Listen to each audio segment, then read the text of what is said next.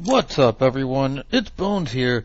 In today's video, I'm going to be reviewing some cards that were revealed last night, as well as showing a sample replay, and showing off the deck list that I'll be using moving forward as an experimental build for these new cards. But before I begin, if you could click those thumbs up and subscribe buttons, it would be greatly appreciated, as it goes a long way in supporting the channel and shows me that you like content like this. So the first one that we'll read is Albaz, and it reads that it cannot be normal summoned or set. It must be special summoned from your hand or graveyard by tributing two Byssted monsters.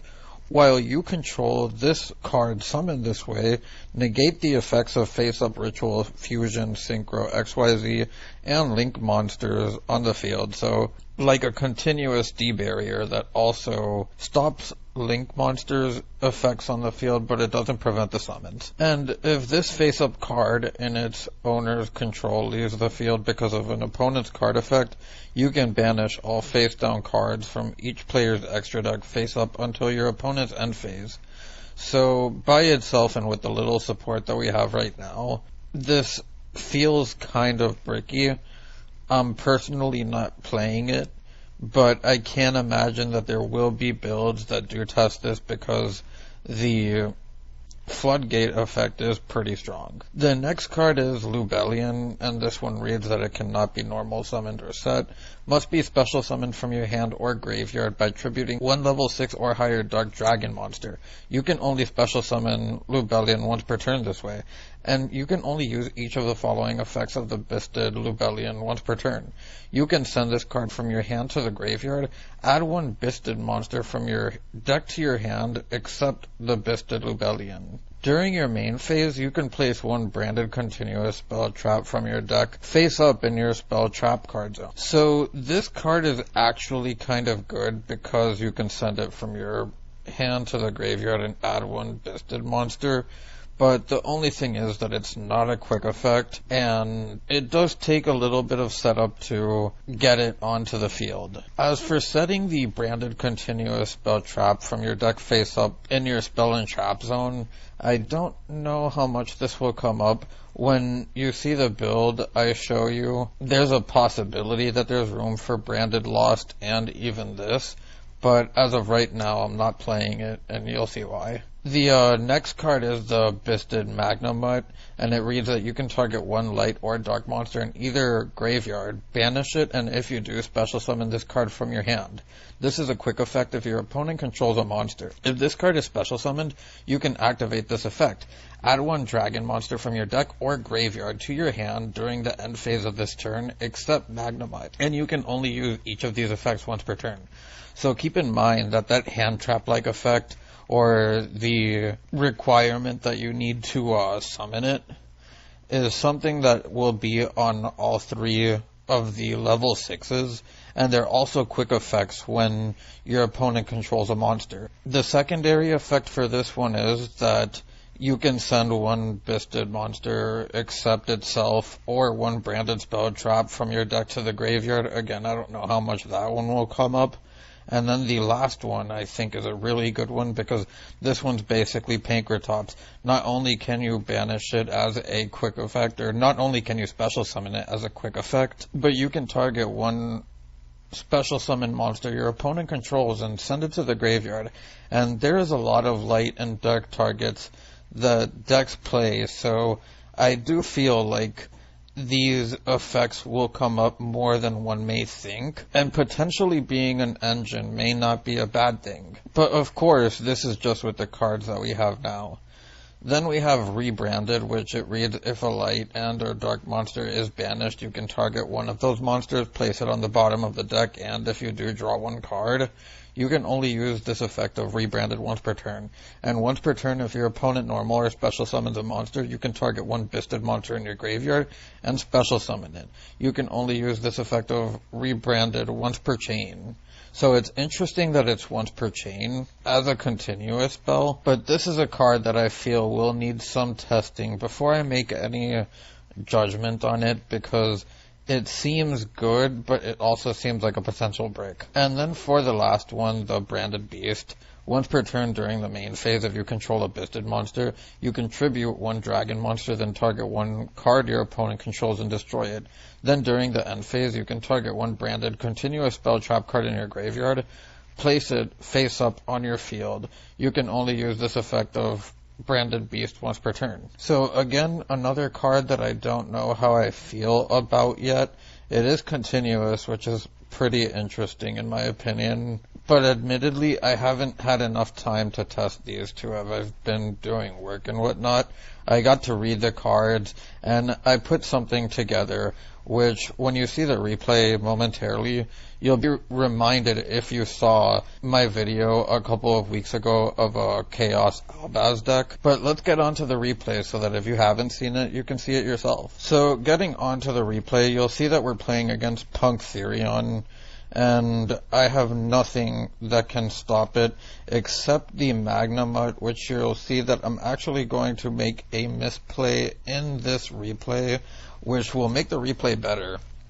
But the reason is because, again, I just wasn't thinking clearly, and Magnamut is during either player's turn. I don't know why, even on Yu-Gi-Oh! Pro with that thing flashing on me, I was just thinking that it was only on my turn, and I was just brainlessly clicking no to everything. So anyways, you'll see that my opponent is going to make his board here, and I could have actually used the Magma to banish the Foxy Tune to prevent the rank 8 or even the Chaos Ruler, because at that point it hadn't been used or even summoned. So you'll see that my opponent has the Hot Red King Calamities, Hot Red, he has Regulus, he has Effect Veiler, Crow, and I'm going to use the Quick Launch, which is going to get negated. Then my Merc is going to get Crowed, which lets me add the Ecclesia, which lets me special summon it, then get Albaz, use its effect, discard one crossout, then use the second, which gets hit by the Regulus. And now my opponent is going to use the Hot Red King Calamity here. He's going to draw an Ogre, and he's going to end on that. I'm going to summon Tracer, and my opponent is actually going to scoop in his drop phase here. And I'm pretty sure that he scoops here because he knew that I had the Magnamut, which could banish something from his graveyard. Then in my end phase, I would get a search, and I was able to save myself from some damage giving me the follow-up. I would need to out a board with not much follow-up in the first place, especially since the Regulus, in best case scenario, would have liked to negate this, but it would clear itself off board, allowing me to make plays again, while Punk Therion is a deck that usually struggles after it's made Hot Red King Calamity because it goes through a bunch of its resources. So onto the deck profile, you'll see that I'm on 3 Druid Worm and 3 Magnas. These are the only ones that I play because this one searches any dragon during the end phase, and this one is a disruption that can send an opponent's monster or an opponent's special summon monster to the graveyard, as well as being able to banish a light or dark from their graveyard. So I feel that in a deck like this, these are the best 2 to play. Then the one Ecclesia, which you search off the Mercarier, and as well as the Albaz. You'll see that there's no branded fusion in this deck, though there is the Patchwork engine, and it's because you don't want to lock yourself into fusions, as weird as it sounds.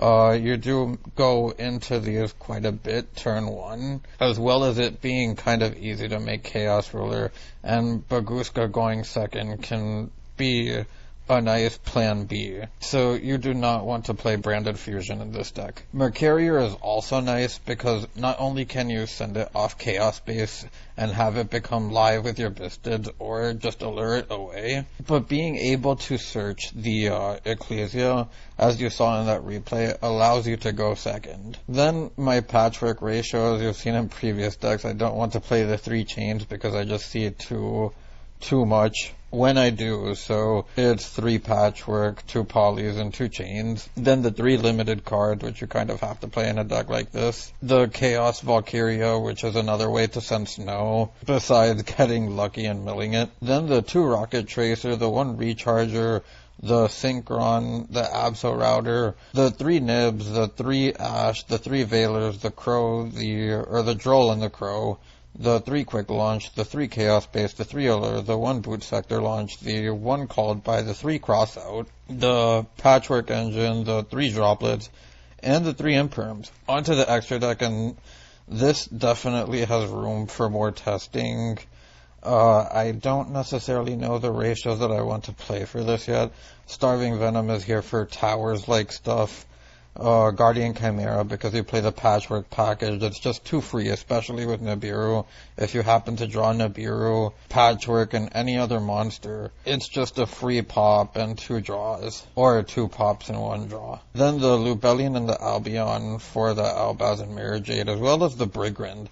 The Brigand is here to send, because again, you just want a way to special summon Albaz from the deck, have it become a way to play through Nibiru with Mirror Jade and whatnot, or if not Nibiru, just being able to out an opponent's monster that you may have baited the neg earlier in the turn, but you want to get rid of it in the end phase before they have their negation again on your turn. Then the 2 Mirror Jades, and this is the only one I play at 2 because Albaz fusing away with a extra deck monster is too generic, and because you can make it with one of these. Then the Baguska, it's too easy to make a rank 4 and just kind of pass and stall for a couple of turns with this deck, and Baguska is a really good card this format in the right matchup.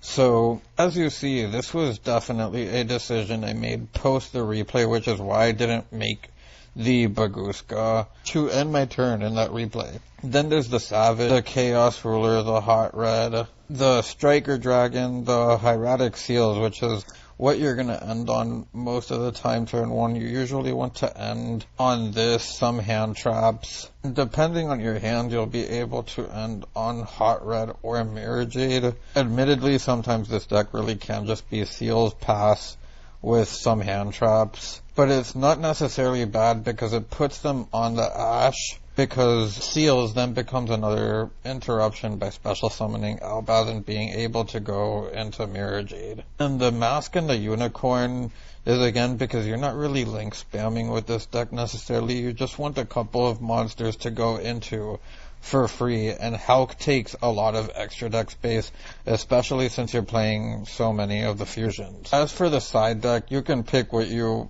want to side. What you see here is just because it was on pre-release.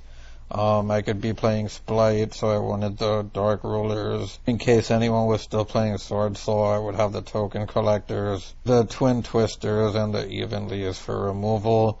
And of course just cross out targets that you could lose to. But anyways, that's all for this video, and I hope you enjoyed. If you have any comments or suggestions, feel free to leave them down below. This is still a really experimental build, and I've actually changed a bit from what you saw in the replay, as I mentioned with the Baguska and stuff. But I showed that replay because I felt like it was a good example of what the deck could do, even going second against that many interruptions. But yeah, anyways, it's Bones, signing out.